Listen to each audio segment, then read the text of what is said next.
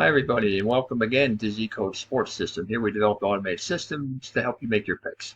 We're going to get into some Major League Baseball action for Sunday, May the 11th. Before we do, I want to invite you to join so you have access to the VIP Club section, which has all the tools to help you make your picks. Okay, so we're about a quarter of the way through the Major League Baseball season, and there are some surprise teams yet still running the show here. So we're going to take a look at some of the most important games for the day. There's a full schedule, so we're not going to look at all of them. First, we're going to look at the Chicago Cubs and New York Mets. Here's two teams running at the top of their divisions in the National League Central and National League East. You can see the Cubs are averaged down, though, after a recent streak of losing two in a row and 3 out of the last 4. They're 3-3 over the last 6. You look at the Mets here, they're also 3-3 over their last 6 games.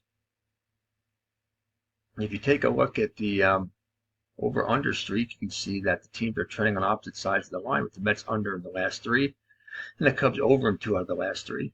The pitching matchup is Matthew Boyd versus Griffin Canning, excuse me.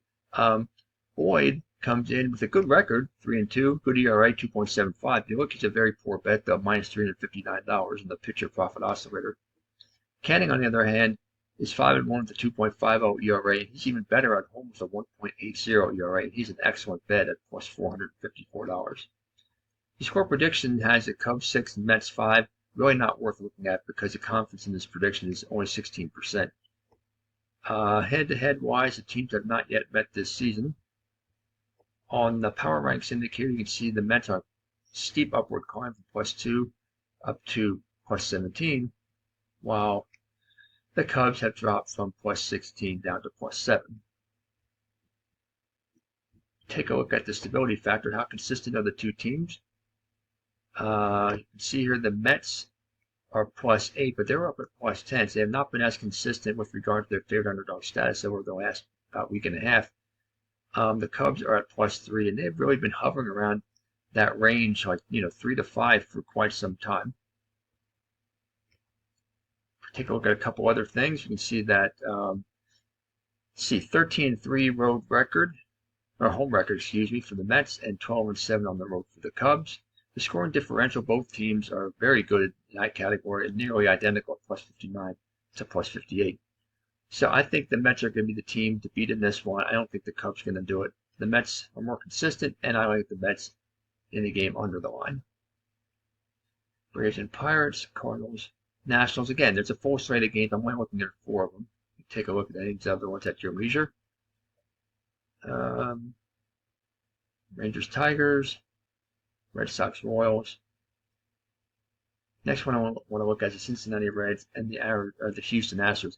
It's an interesting matchup. The teams are like mirror images of each other, just in different leagues. The Reds coming in 2-4 over the last 6. The Astros 2-4 over their last 6. Both teams are ice cold up. Both teams have a .500 record. Both teams are third in their division. If you look at the over/under, you can see that. Let's see if I can get rid of this. It would help. Well, anyway, you can see the Reds over in the last game, under in their previous 3. And if you look here at the Astros, over in 5 out of the last 6, so they are trending on opposite sides of the line. If you look at the pitching matchup, it's Andrew Abbott for the Reds and Ronel Blanco for the Astros. Both teams are positive in the pitcher profit oscillator. Abbott a little bit higher at +310. He also has a better record in ERA at 2-0 to 2.25 ERA. Blanco is 2-3 to 4.98 ERA, but his home ERA is quite a bit better at 3.74.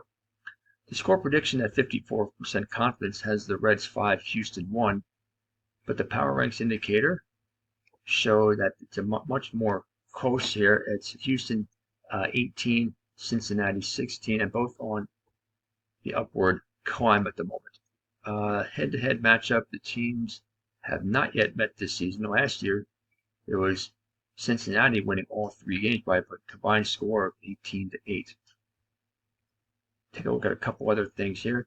We got Houston 11-7 at home. Cincinnati is 10-9 on the road.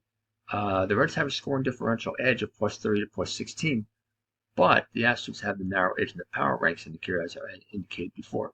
So what I like here is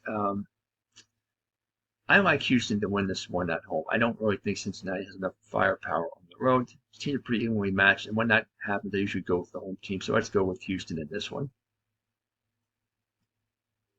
We're going to look down here. San Diego and Colorado. No. Yankees and Athletics.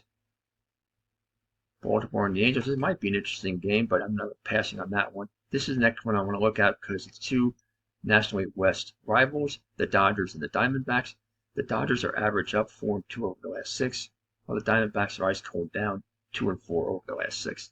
They're trending on opposite sides of the line as you see the Dodgers over in the last 3, while that Diamondbacks under in the last 3. Score prediction has the Dodgers by a 7-4 margin, so a pretty high scoring game, 62% level of confidence in the prediction at this point. Right now, if we look at a couple other things, the Dodgers are 10-9 on the road. The Diamondbacks are only 9-10 at home, so they have not played well at home.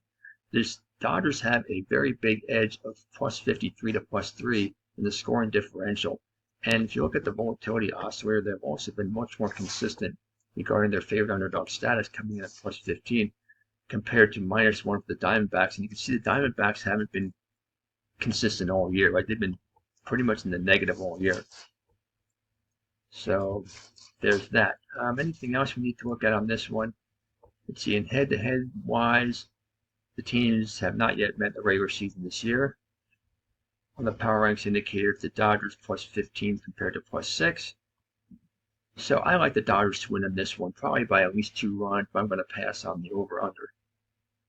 And the very last one we want to look at is the Phillies and the Guardians. The Phillies come in burning hot, winners of 4 out of the last 5. They're second in the National League East. The Guardians are also second. They're also burning hot, also 4-2 over the last 6. So a lot of similarities in this matchup as well.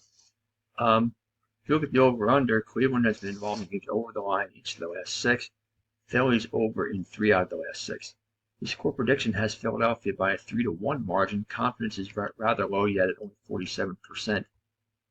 If we look at the power ranks, again, there's Cleveland up near the top of 27. Philadelphia also near the top, just right behind them, plus 26 and stable over the last couple of days. Cleveland is 11-5 at home. The Phillies are just a game under 500, though, on the road. But the Phillies are the more stable team. If you look at the volatility oscillator, the Phillies come in plus 14 compared to plus 5 for Cleveland. And again, Cleveland's been hovering around that plus 5, plus 6, plus 4 range pretty much over the last month of the season. The scoring differential edge is for the Phillies plus 19, and what's interesting is that the Guardians have a minus 14 scoring differential despite being 7 games over 500.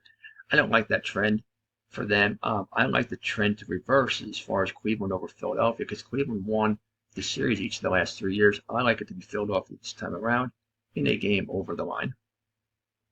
Okay, so there you have it. Those are the 4 games for Major League Baseball for May the 11th. Happy betting, and see you next time.